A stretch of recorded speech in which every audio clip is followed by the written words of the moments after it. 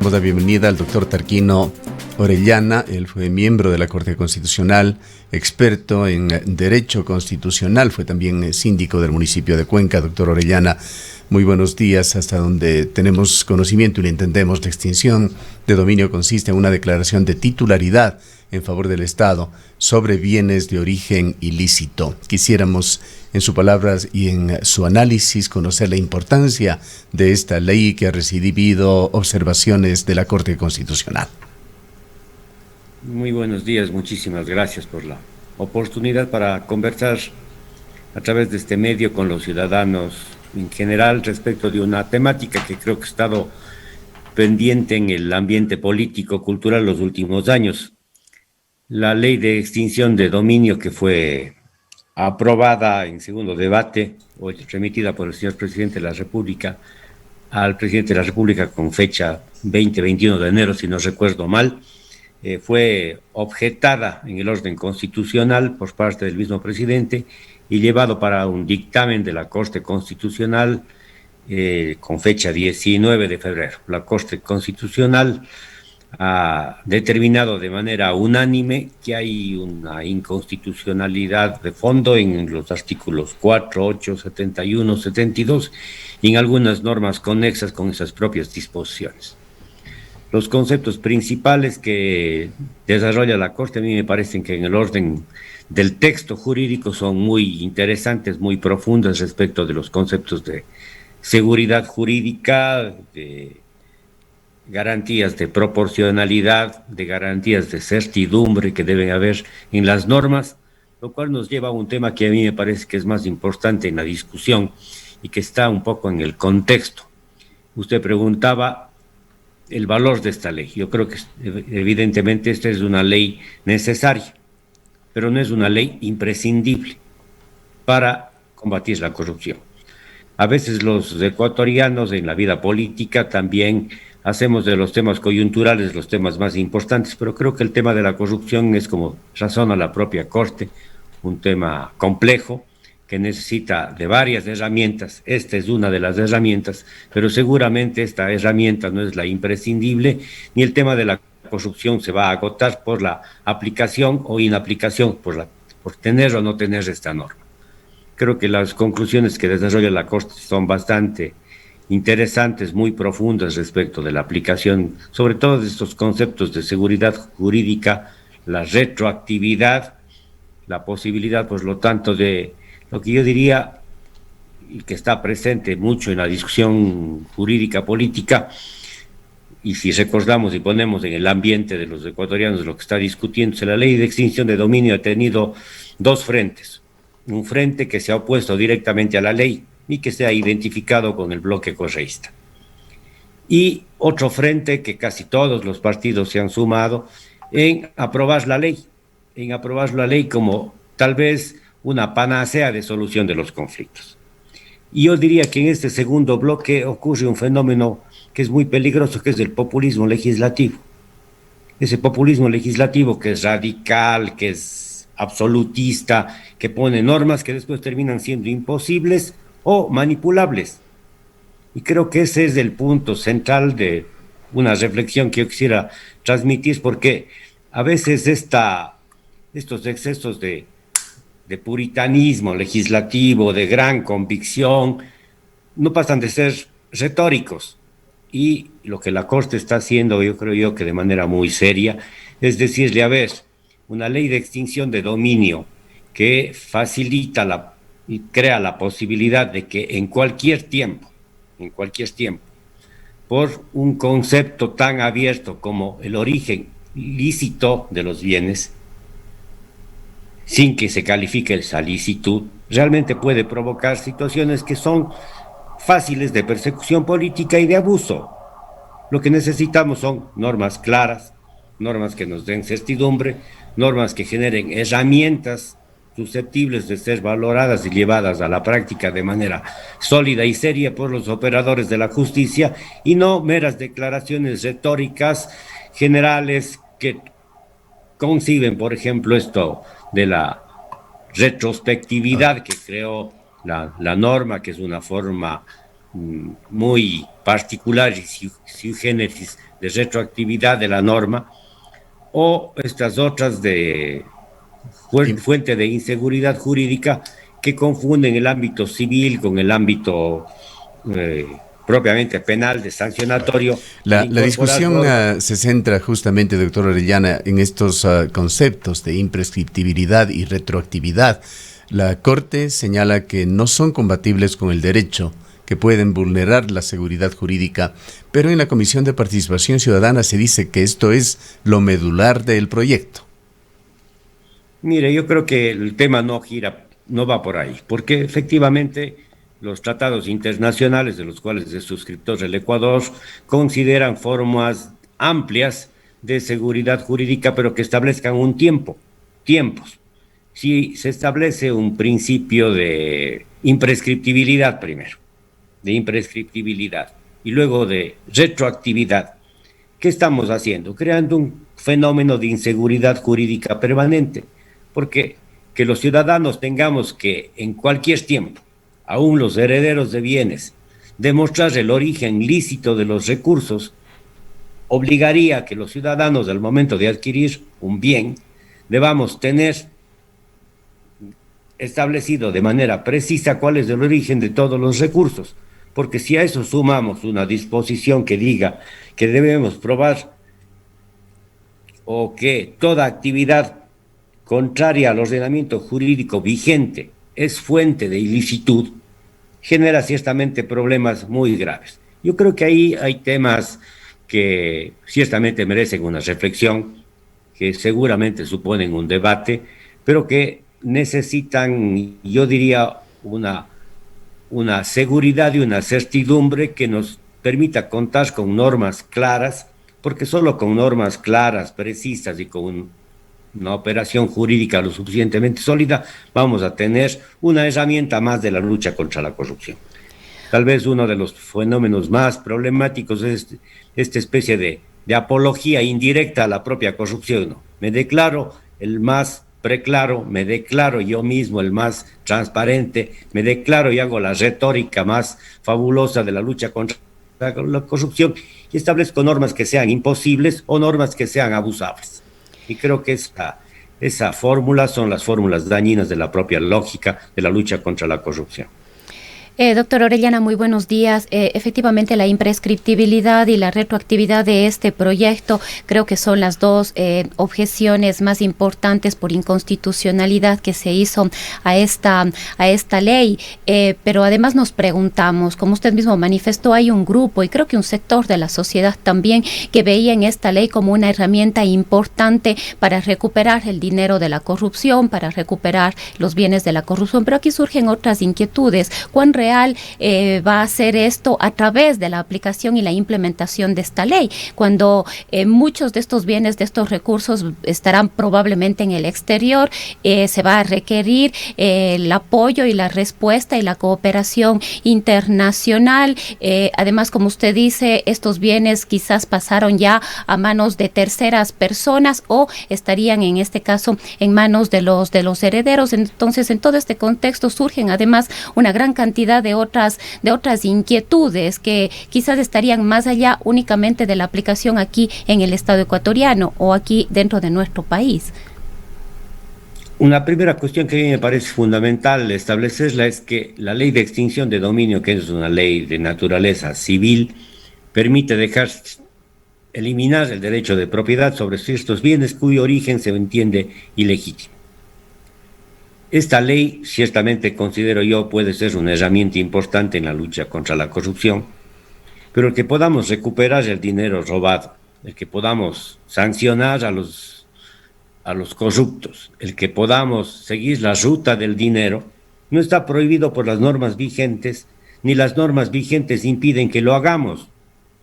Yo lo que quiero enfatizar es que no porque esta herramienta que sea necesaria la vamos a convertir en imprescindible o vamos a suponer que carecemos de herramientas para la lucha contra la corrupción.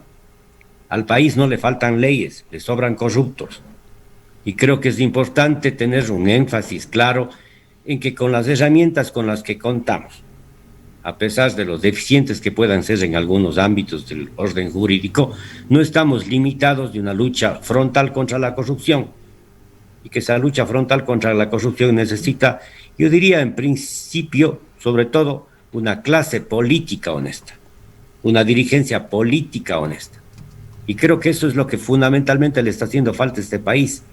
Creo que ese es el tema más importante de la discusión, porque ciertamente las leyes son necesarias, pero las leyes son instrumentales, y esa instrumentalización necesita actores legítimos.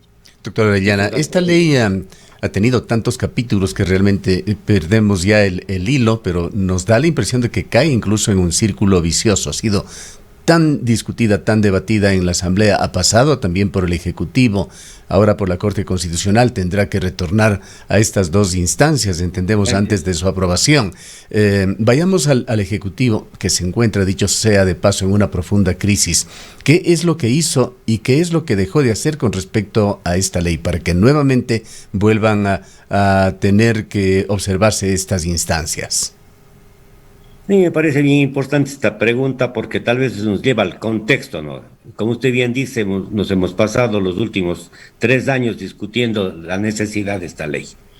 Y cuando está finalizando el gobierno, cuando la crisis política, las propias diferencias políticas internas se vuelven más problemáticas y polémicas, cuando yo diría la propia credibilidad del régimen ha alcanzado los niveles más bajos, discutimos si esta ley, que ahora tiene que regresar obligatoriamente a la Asamblea, que la Asamblea está obligada a acoger el dictamen de la Corte Constitucional, tiene que volverla a discutirla y después de discutirla otra vez remitirla al señor presidente de la República.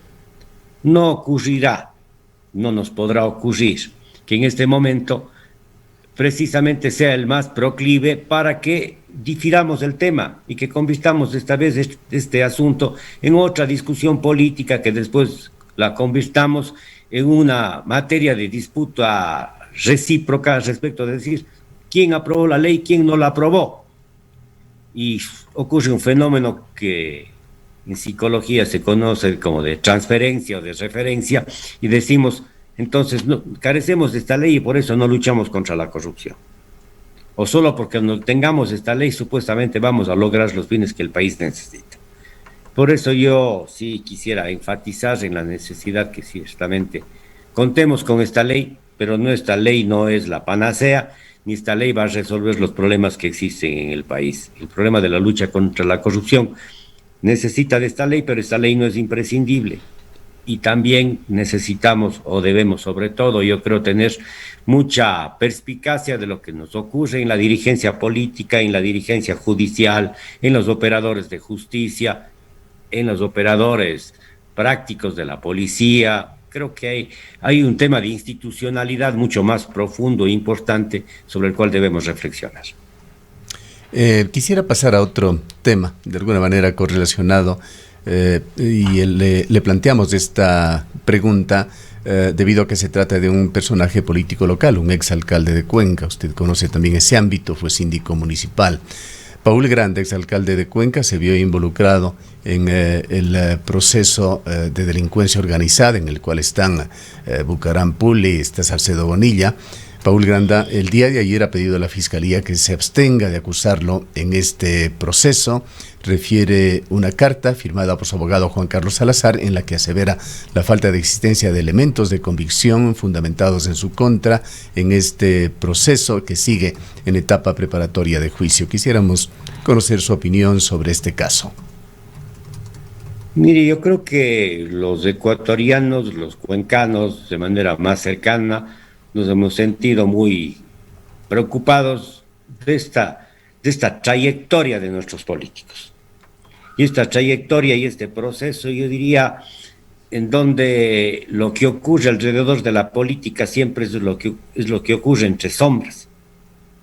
Y tal vez uno de los capítulos más dolorosos de la historia contemporánea del Ecuador es lo que ocurrió en el tráfico de las medicinas, en la negociación sobre los hospitales, en los eventos que ocurrieron anteriores a la pandemia y que fueron desnudados con la pandemia. creo que esos temas de alguna manera califican la conducta política. Y creo que la calificación de la conducta política es lo suficientemente categórica como para pensar que personajes de esta carencia de escrúpulos merezcan tener futuro político. Creo que el tema penal hay que separarlo de eso, porque en el orden estrictamente penal necesitamos contar con elementos efectivamente de convicción lo suficientemente sólidos que lleven a pensar que existen conductas que deban ser sancionadas en el orden penal. Hasta donde nosotros conocemos, y lo conocemos desde luego por los medios periodísticos, no los conocemos todavía en el ámbito técnico penal, estrictamente del proceso, hasta donde sabemos las relaciones, digamos así, perversas, estas relaciones no susceptibles de una corrección política entre estos personajes a los que usted ha hecho mención. El acuerdo con la familia Bucarán, la venta de medicinas, estos encuentros oscuros que tienen unos registros de unas llegadas a ciertas horas y salidas a ciertas horas de unos sitios donde están los mismos personajes, yo creo que hay elementos suficientes para la sospecha. La investigación penal es la que tiene que convertir esa sospecha y esa hipótesis en elementos de convicción lo suficientemente sólidos. Creo que la sospecha existe y hasta ahí hemos llegado los que conocemos de manera general lo que ha ocurrido. Y los que conocemos también de manera general de lo que ha ocurrido sabemos que políticamente, moralmente, lo que le ha ocurrido a este país es no solamente reprochable, no solamente condenable, sino ciertamente, para decirlo con una palabra fuerte y dolorosa, asqueroso. Sobre los personajes que usted menciona, justamente el exalcalde Granda señala que jamás se ha reunido con ellos para acordar cargos, contratos, ni ha recibido beneficio alguno. Y sobre la presencia de su nombre en las bitácoras del Hotel Hilton Colón, donde Daniel Salcedo tenía una suite, dijo que esto no es un argumento, ni mucho menos prueba de supuestas reuniones o de conversaciones ilícitas, es decir, apela Paul Granda a la presunción de inocencia. Bueno, yo creo que hay muchos hechos, ¿no? Muchos hechos en donde la responsabilidad política es obligatoria de tomarla en cuenta. Porque sin duda alguna la acción penal va a tener que referirse a ciertos hechos y a unos indicios. El hecho de que efectivamente esté comprobado que se haya llegado a los mismos lugares y que hayan estado, digamos así, de manera sospechosa otra vez, participando de los mismos sitios a las mismas horas, las mismas personas, y decir que no se han encontrado, y decir que nunca se han visto, pero que sin embargo esas personas, la una director, presidente del Consejo Directivo del IES, los otros beneficiarios de contratos de insumos médicos, que ahí no hayan relaciones, que esos no hayan sido vínculos políticos, que esas personas no hayan participado. Me parece a mí que hay una lógica que tiene que construirse con responsabilidad, con absoluta racionalidad y sin duda alguna creo que también los temas no se pueden simplificar a un detalle de decir estuvo o no estuvo y tampoco pueden ser juzgados solamente por los elementos a los que he hecho alusión. Creo que hay que establecer las conexiones, pero creo que hay elementos suficientes para pensar en esas conexiones. Hay un elemento adicional que tiene que ver con criterios jurídicos, doctor Orellana. Él señala que su cargo como presidente del Consejo Directivo del IES no es un cargo administrativo o de dirección y que por tanto él no tenía competencias y de hecho nunca firmó convenios, contratos ni autorizó pagos. ¿Es esta una aseveración, un argumento de defensa correcto? Yo creo que es un argumento de defensa deficiente en el sentido de que él es el responsable del proceso de dirección y tiene realmente a una persona operadora que obra por su delegación y la delegación ciertamente no elimina la responsabilidad.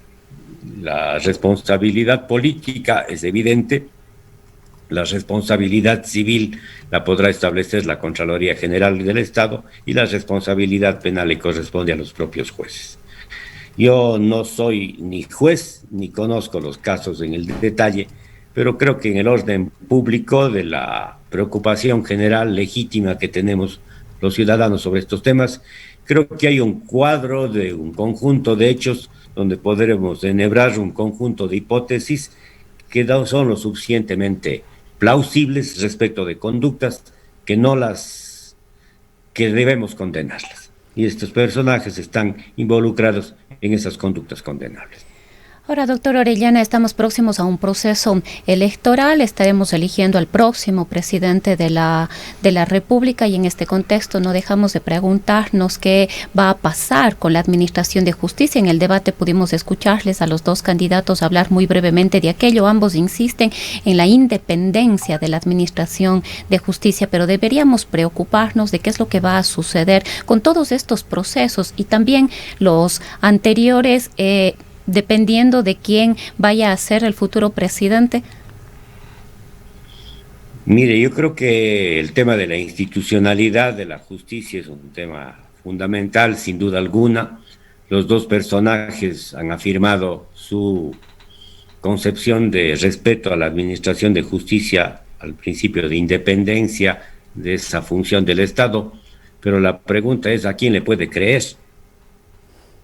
Y creo que las experiencias históricas recientes son lo suficientemente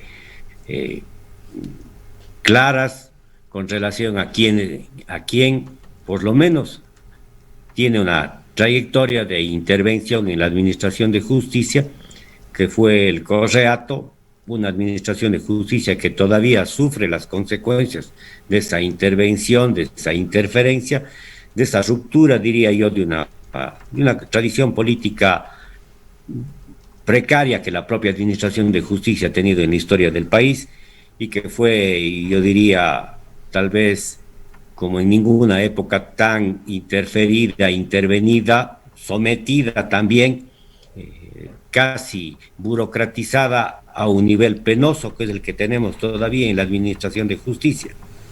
Creo que en ese ámbito no hay ninguna duda, y creo que miente otra vez y seguimos en la misma lógica. Bien, queremos agradecerle al doctor Tarquín Orellana. Él fue miembro de la Corte Constitucional, tiene experticia en Derecho Constitucional, se ha referido esencialmente a la ley de extinción de dominio que volverá a la Asamblea tras pasar por la Corte Constitucional y al caso de delincuencia organizada, el caso Salcedo Bucaram, en el que se involucró al exalcalde Paul Granda. En este caso, Paul Granda, de hecho, se encuentra sufriendo prisión domiciliaria. En el Ecaustro, desde hace 20 años, trabajamos día a día para generar la energía que tú necesitas. Hoy, renovamos nuestro compromiso de servir a la región y al país, generando desarrollo con conciencia y conservación ambiental y siempre mirando al futuro. El Ecaustro es